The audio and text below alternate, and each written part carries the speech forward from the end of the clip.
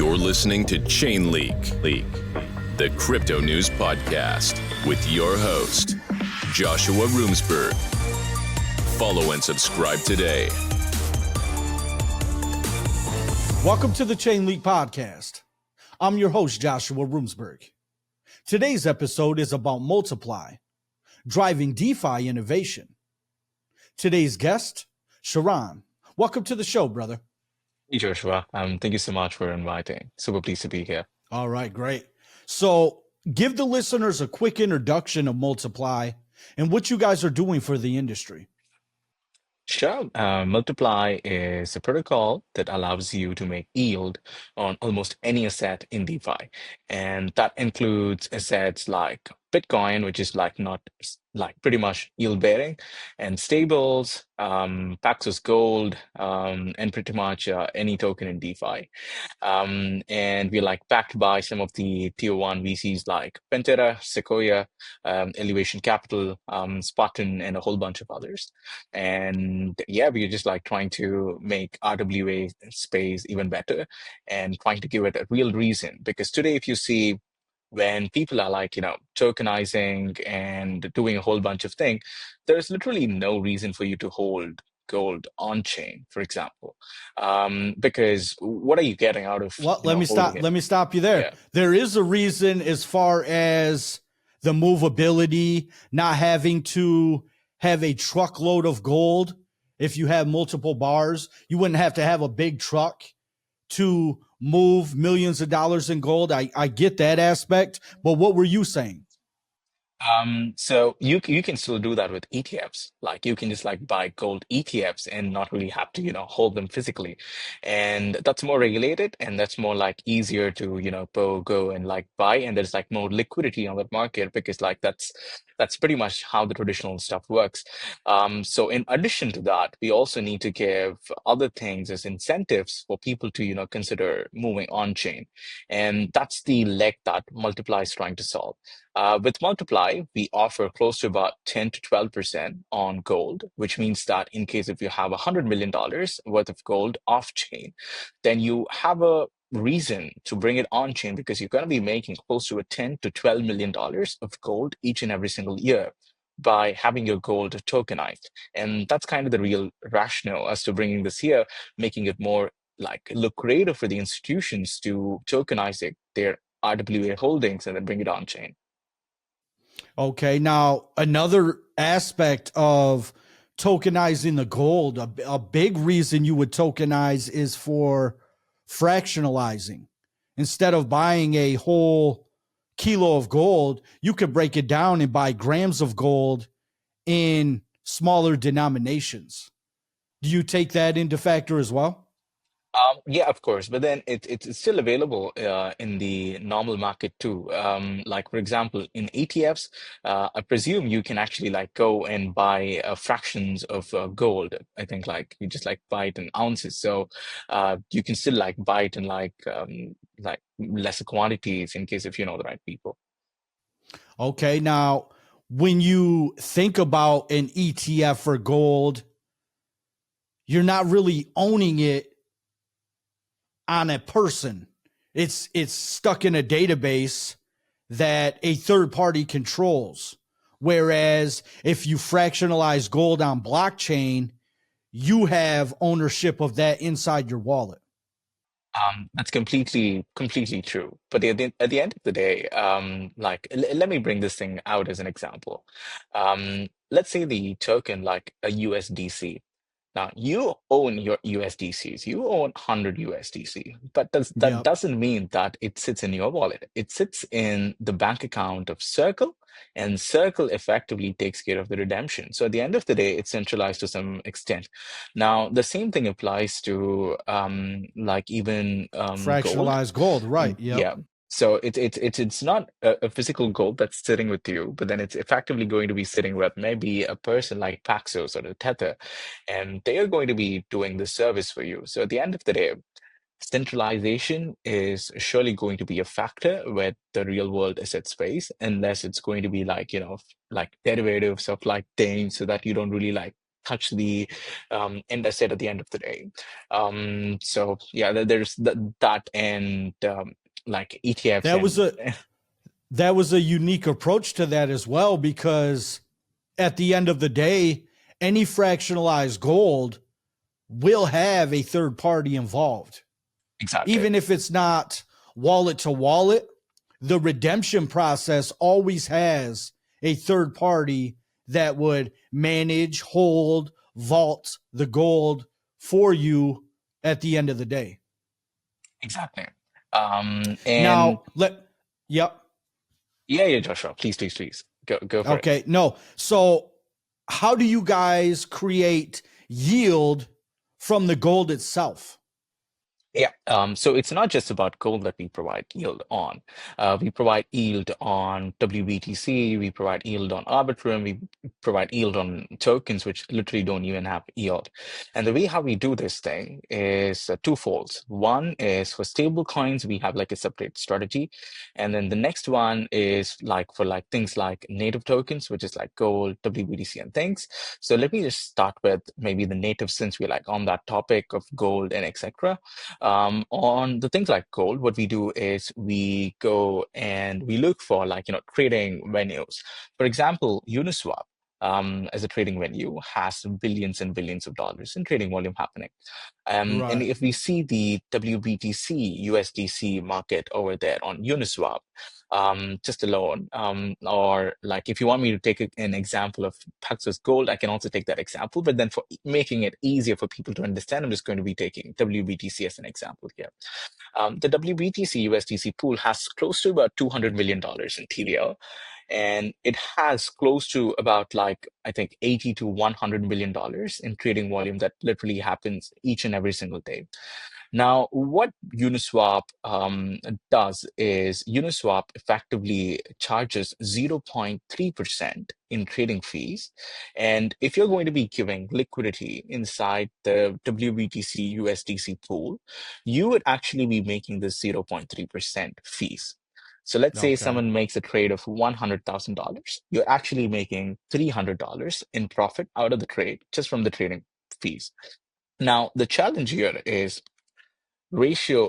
like divergence loss. So like let's say someone buys your BTC from you because you're providing liquidity.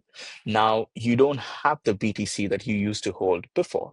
So let's say if the BTC price grows up, then you effectively have an impermanent loss because like you no longer have the BTC. Now, just to Right. prevent this, what we do is we give you convenience as a service. We go and hedge this thing for you. Like, let's say you lose $100,000 of BTC from your pocket. It means that you are short one BTC, and you need to basically go and buy the BTC from somewhere else. So we actually like go and buy it for you from another venue, which offers us a cheap fees. For example, on Uniswap, the fees is 0.3%, but then on Hyperliquid, the fees is 0.025%, which is like 10 to 15 times smaller. So on Hyperliquid, like if I'm losing my one Bitcoin, then I can literally go to Hyperliquid, buy the same Bitcoin for literally $25. And on Uniswap, I'm getting paid $300 for this, for providing the liquidity. So as a net, you make $275 in profit. Okay. And then that profit from the arbitrage is distributed back to the liquidity providers. Exactly. And it happens all on a permissionless basis. And you're also able to see how much money you have made on each and every single trade. So like on each and every single trade that happens on Uniswap on that respective pool, we have like a transaction ID that just like couples the Uniswap trade and the One to one. Hyperliquid trade. And then you can see the price of execution here, price of execution here, fees here, and you can like see the total money that's like getting pulled. And to be very honest with you, like the last 3, 4 days, Uniswap has been giving 185 whopping APR, like a percentage APY, literally on the last 3, 4 days in on Uniswap because the trading volume is crazy. And as more and more DEXs come in and people start realizing the DEX volumes are going to go up in like exponentially high. But people are very scared to give their liquidity to Uniswap because it's very hard to, like track this divergence loss, impermanent loss, and a whole bunch of Yeah, other things. that's me personally. That's the thing I ran into the first few times that I tested out different DeFi strategies was understanding the impermanent loss, how to recoup that on the back end. It's a lot for end users to understand. So does the Multipli interface make it easy for end users to use this type of solution? Yeah, we don't even want you to know anything about DeFi. We have made it in such a fashion that you come in, you literally just park your WBTC or your Paxos Gold or your stables with us USDC, and you get like a token back, like which is called as XBDC or like XUSDC, X Paxos Gold, and that Yep. is the like yield bearing token. So that helps you with like making yield and things. So It acts similar to a liquidity token. exactly. So it's pretty much similar to what you would do with like let's say something like um Lido, where you take your ETH and then you make it into a staked ETH. So it's as simple as that. You just come in, you just like give us your tokens, and then we give you LSTs back. Okay. Now, when you look across the industry right now, is there anything else that's comparable to Multipli currently on the market? So there are like a few people, especially when it comes to our stable strategies. Now, when it comes to stable yield farming, like of course, like Uniswap is pretty good at giving you like some good returns in stable tokens as well. But then the best thing for like stables, like is something that I really love to, speak to a lot of people about. It's Athena. Like the way how Athena does delta neutral funding fee strategies, it's like pretty amazing. And it's very, very, very stable too. So for like stable coins, like what we do is we use an Ethena-like strategy. So they're like one of our competitors on that space, but in the native tokens, we don't really have that many. On Ethena side, what like strategy, what we do is like we do a little enhancement or a little differentiation to Ethena-like strategy. So what we do is with Ethena, the 100% of the capital is deployed in the perpetual market, meaning that it's all in on funding rates. Like, let's say tomorrow funding rate goes up, down, it's going to be like all like like a gamble thing. Like it's going to Yeah. be high 20%, 30%, or it's going to be 5%. Like for the last few days, I think on Athena, we've been getting about 5 to 6%, and it's not a bad thing because like it's the market is very bearish and there's like not Overall, right. high funding rates, so they're not able to make it. But then Multiply has been giving you 23%, and now here's how we do it, even though we like follow the same thing. Now what we do is we allocate 50% on like an Athena style funding rate strategy, and then we take the other 50% of the capital and we put it on a futures contango strategy. Now what is a futures contango strategy? So the futures strategy is that unlike in funding rate, which keeps on changing each and every single 8 hours, the contango is effectively the price at which the futures market is trading at. So for example, like let's say your Bitcoin is like, let's say, for example, $100,000 trading at the spot market today. On the perpetual market, it's pretty much trading at the same price. But then on the contango market, the thing can actually be trading at $107,000. Yeah, there's And more fluctuation there. exactly. So what you can do is you can open a like you can buy Bitcoin from here and then you can short it on the futures market.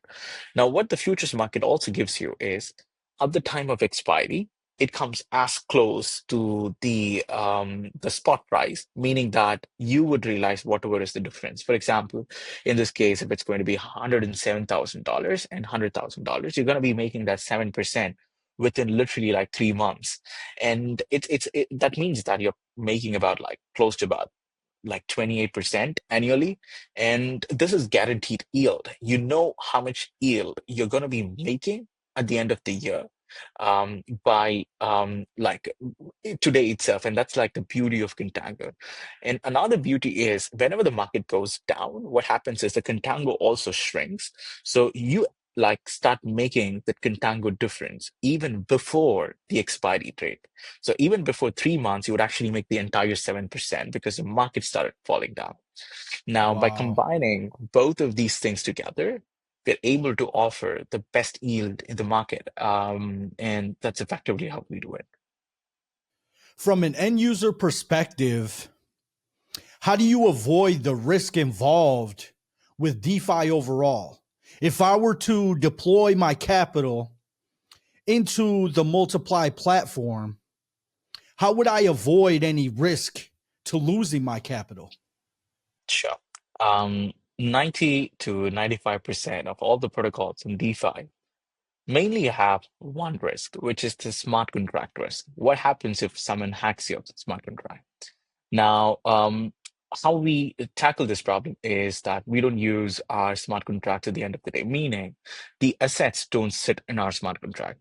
Even though we have like Okay. 5 to 6 audits, I mean, and our smart contract is pretty much one of the most secure smart contracts that's out there. The fund doesn't sit in our smart contract because the funds are taken and they're like deployed in a hyperliquid and Uniswap pools. So your funds are effectively there. And it's just like the management of these funds that happens via us through like an MPC contract. Um, so this is how it happens. So like the smart contract risk is pretty minimal because it just like relies on Uniswap's like security and like hyperliquid security. So at the end of the day, we don't really have much of a problem going on over there because this is like battle tested infrastructure holding billions of dollars at this point in time. The second risk that you have is the risk of your position not being hedged. And what I mean to say is, like, let's say there is $100,000 trade that's happening, which means that you need to go and immediately hedge this position on the hyperliquid so that you stay delta neutral. But then this is something that, in case if you don't do it or like you forget to do it, like it's impossible, it doesn't happen. But then, for example, let's say something happens and then like it doesn't work, then there is a problem of you getting impermanent loss. But then if you don't use us, you are anyway going to be prone to impermanent loss at the end of Risking the the day. impermanent. E- Yep, for Exactly. sure. So your chance like goes from like 100% impermanent loss, like you would get wrecked by it, to Right. 0.00001%. And how much are you paying for this? You're like paying less than like 5% of your yield, like your 100% yield, like that you're going to be making it paying like 5% to us out of that. And that's literally for like taking the positions on hyperliquid that you're paying to.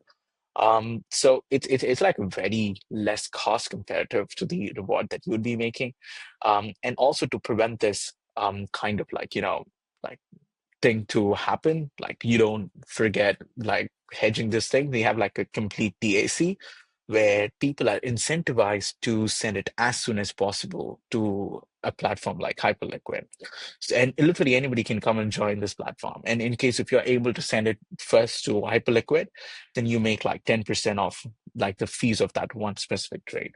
So that makes it extremely decentralized, and the probability of someone like doing this thing is like extremely high. So it's like it's pretty much impossible. But then, yeah, that is one risk that's out there. Now, when you come to the Multiply platform, is it a step by step process of what an end user would need to do? Is it automated, or are third party developers involved in the process? It's pretty much straightforward. All you would need to do is come to app.multiply.fi and then just connect your wallet. The first thing that you would do, and then like type in whatever asset you want to, make your yield on, like let it be WBTC, USDC, USDT, Paxos Gold, or anything.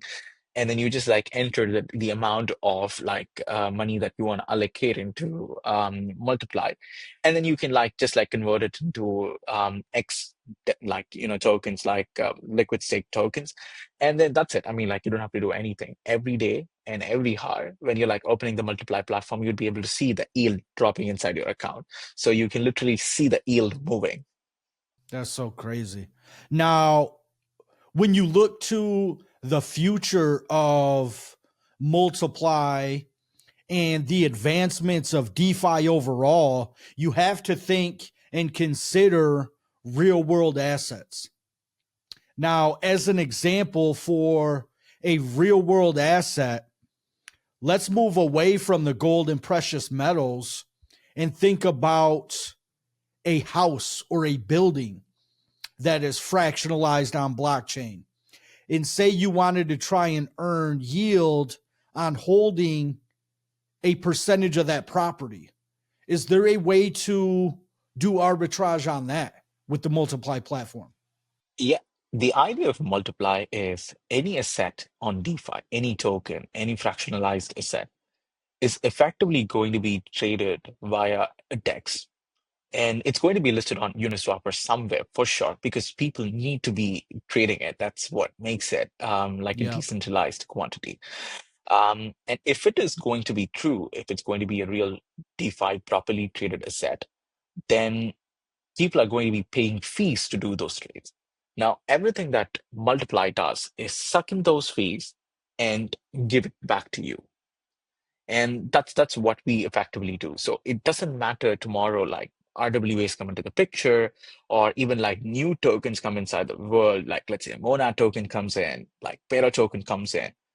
If you have it, and if the market's like, actively trading on it, you don't have to worry about any of it. You can just like come and give it to us, and then we will find what's the market they're being created the maximum at. We'd give your liquidity there because those markets need it. And then we have like a proper listing process, and it's like really decentralized, permissionless, and it's up to you at the end of the day if you want to, give it. And it's like Uniswap is like superbly safe, and we are going to be collecting the fees that these people are paying and then like give it back to you. That's the layer that we are providing. Convenience as a service, I would say.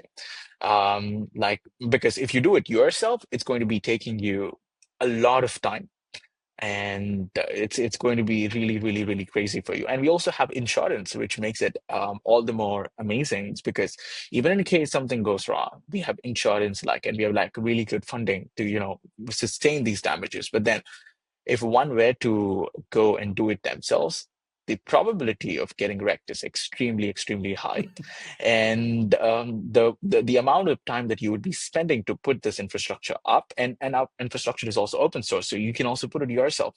But then being the creators, we understand it much better than anybody just, taking it out of the box and then like putting it out there and seeing the money coming in. So I think from that angle, it makes a lot of sense. And also, like, we'd be able to tokenize almost anything and provide yield on it. Now, does Multiply pick and choose which assets can be used with the platform? Or is it really any asset that is on Ethereum would be able to be used within Multiply? At present, we choose the assets that we want to go live with.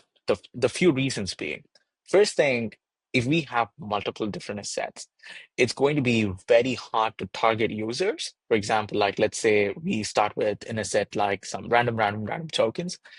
The ecosystems that we're working with won't, like go and popularize it to their own users, because like you literally have an endless list of tokens that's like sitting there. So reach will be a big challenge. And to solve this problem, what we've done is presently we made it like permission to whatever tokens are allowed on those markets. And what we do is like we list tokens after the tokens, and then we take it to like the networks, and we take it to the people over there, and then we co-market it so that more LPs can come from there to here.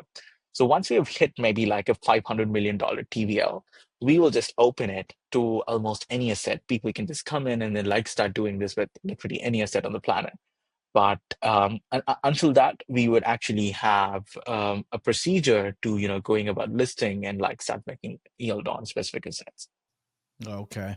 So the asset has to have both versions of that asset, they have to have the futures and the DeFi aspect to be able to even come to the table? Almost every good asset, and to be like speaking it from a market cap perspective, when we take the top 100 assets on coin market cap or like on anything like CoinGecko, um, the top 100 assets have 100% of futures and the perps like listing. It is 100%. And that accounts to 98 point maybe 999% of crypto. The others are just like, like a minuscule thing that is attributes to less than 1 point some less than 1% of the entire crypto side.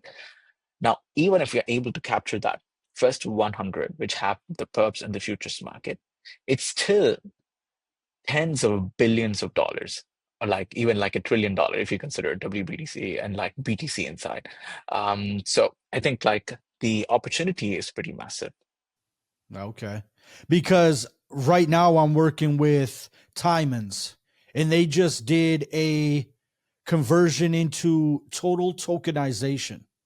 So when I think of total tokenization, my example would be a house that is valued at $100,000. You break that down into 100 tokens that would represent ownership of that house. And if you own, say, 5 or 10 of them tokens worth 1,000 a piece, is there a way for that to earn yield within the Multipli platform? But you're saying you do need the futures aspect. So when it comes to property, how would you see that playing out in the future? Would the property itself need a futures contract connected to it? Or is there a way to earn yield through Multipli for properties in the future? There is surely like a different opportunity as long as the asset is being traded on multiple avenues. Because we know for sure, since it's like a decentralized token, it's surely going to be traded on like Uniswap. And on another place, you need another place which gives you like a lower fee. Meaning, like what Multiply does is, as simply put, fee arbitraging. You make more fees on one end, and you pay less fee on the other end. So you effectively get paid higher on the other side, and then you like go and hedge your positions on the side which gives you lower fee. So it doesn't have to be futures or like perpetuals or like anything. That's the futures perpetual is a very important piece for like stable coins. But then Okay. for native tokens, we don't really need much. We just need a place where you can like, get lower fees on the other end. You have the Uniswap, which is like the most highest fees. As long as this exists, and this exists for 99% of DeFi, you're going to be able to make yield for you. Okay. Yeah, that sounds crazy. Now, you guys also have implemented MirrorX technology. Can we talk about that a little bit and what that entails? Yeah, for sure. MirrorX is something offered to us by the off-chain exchange settlement provider that we use, Cefu, for example.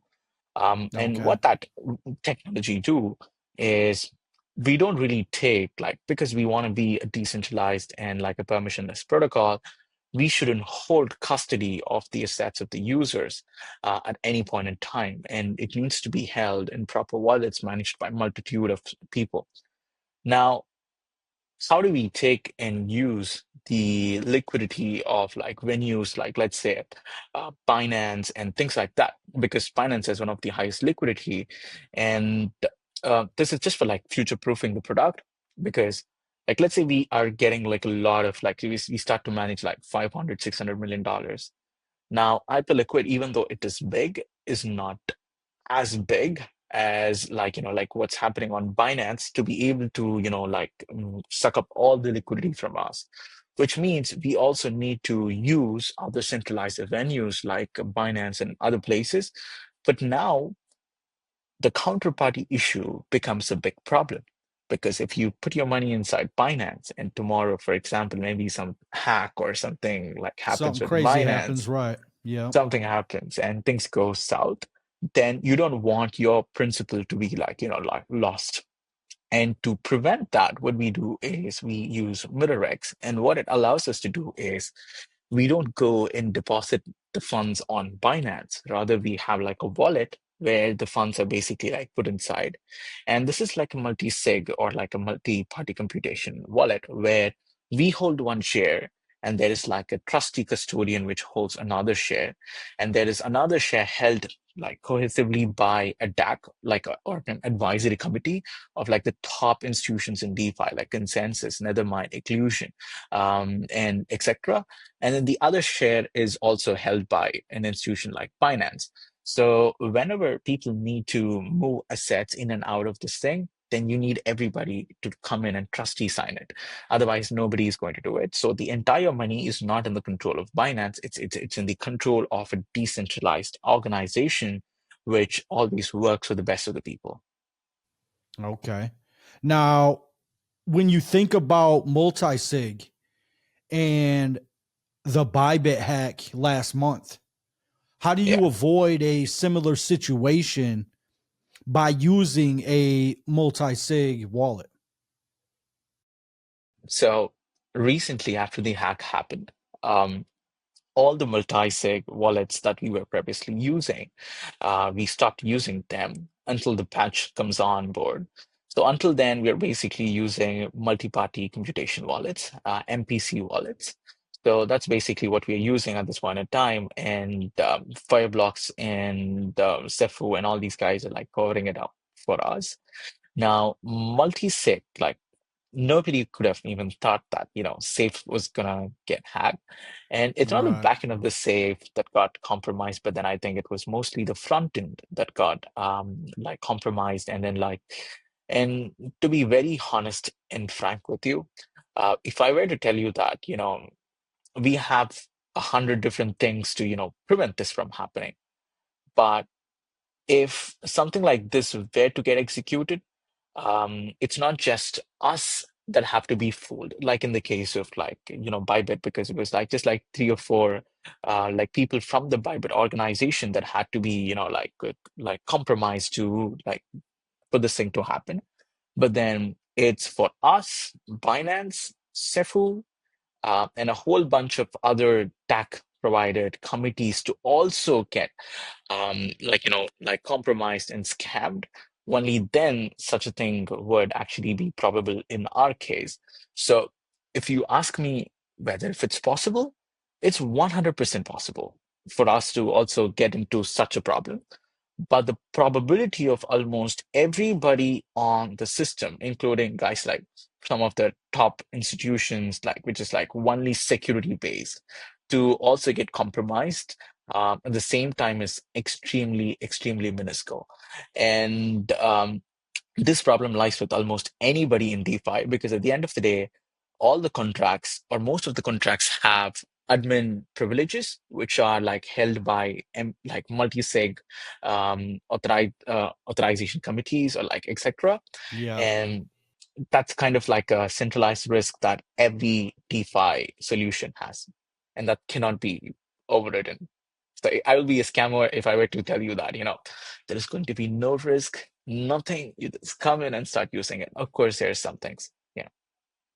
When you look to the future of Multiply and the platform itself, what other types of assets could you see added to the platform in the future? And what do you see as the overall landscape of DeFi over the next 6 months to 1 year? What changes and what comes to the forefront of the industry?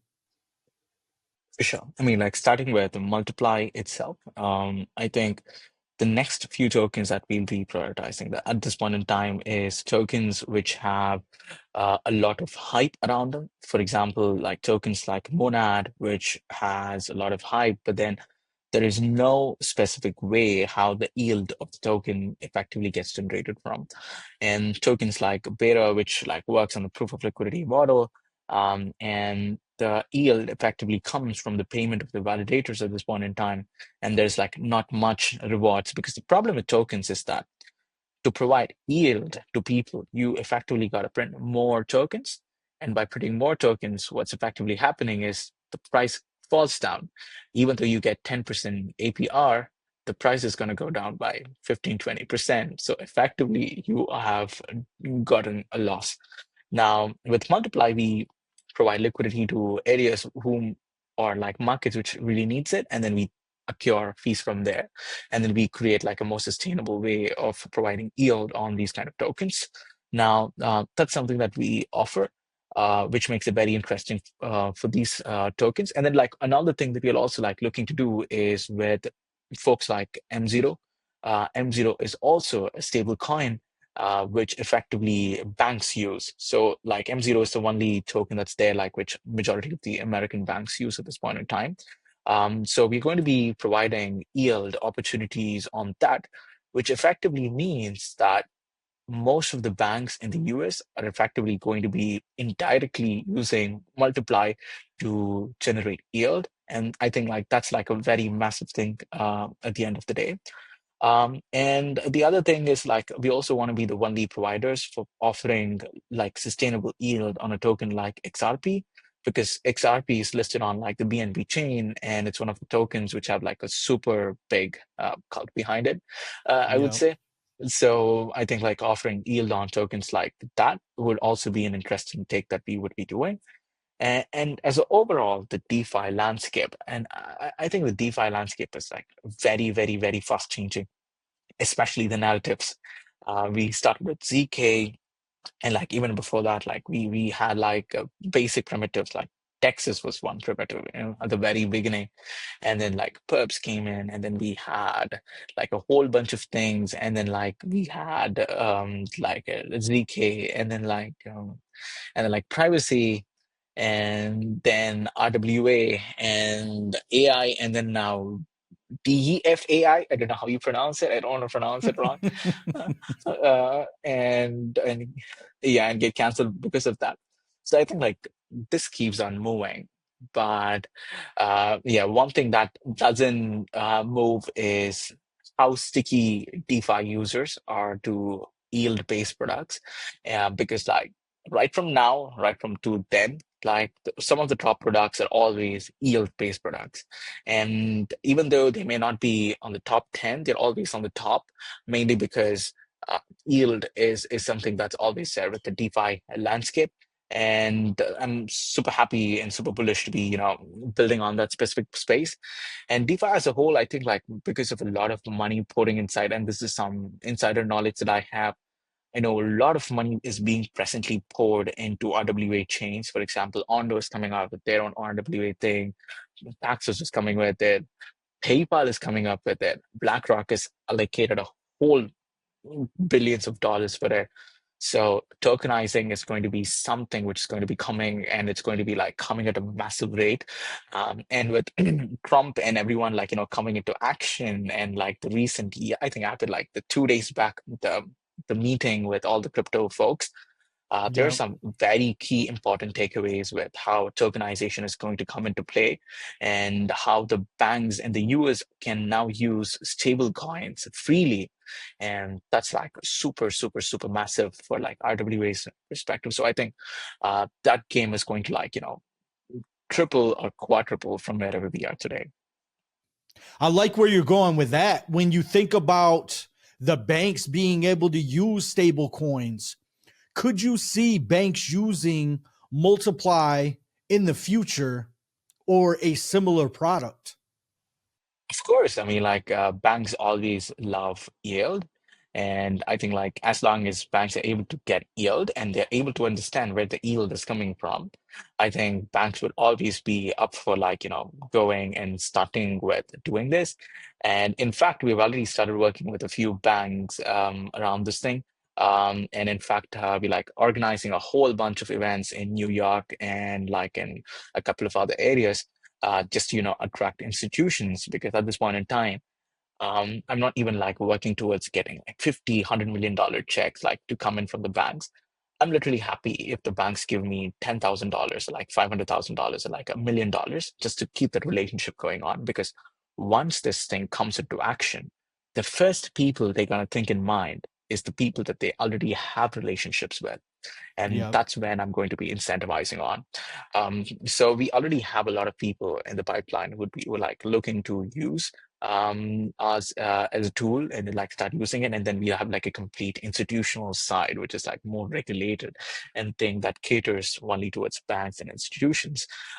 So yeah, of course, I surely see these people coming and starting and using not only Multiply, but then the overall DeFi landscape too, because I think that's where the most spicy and entertaining part of like the entire crypto landscape is. All right, great. Well, this has been Multipli, driving DeFi innovation. Thank you for being here, brother. Thank you so much, Joshua. It is a pleasure. The Crypto News Podcast with your host, Joshua Roomsberg. Follow and subscribe today.